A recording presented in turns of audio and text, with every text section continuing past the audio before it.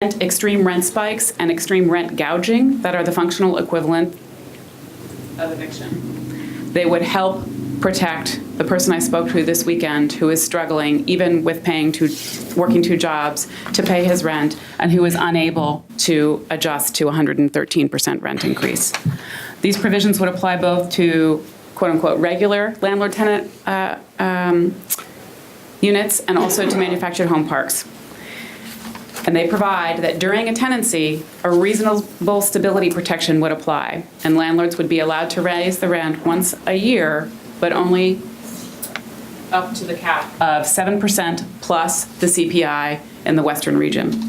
This allows plenty of flexibility for a landlord to increase rents and to recoup costs that they need to recoup, but prevents against the 20%, 30%, 113% rent increases that we are seeing happening across the state right now. There are reasonable exceptions to the rent provisions. New construction is exempted for a period of 15 years past the certificate of occupancy. Regulated affordable housing is exempted, and a landlord may reset the rent to market in between tenancies. These are reasonable provisions. They are taking into account all of the practices that we need to eradicate because they are unfair to tenants, but they are taking into account landlords' reasonable needs. These provisions, when implemented, will be workable for responsible landlords. They will ban practices that are displacing our communities at rates that we cannot get on top of, and they will help protect stability and fairness for tenants across the state.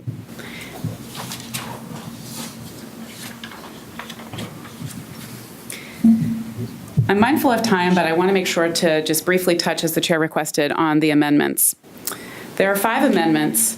One of them would delete the emergency clause. I think it's important to reflect that we are in an emergency here across the state, and there are hundreds of thousands of tenants who are at risk of displacement at any time without any reason, in a way in which bias can significantly disproportionately impact protected class communities.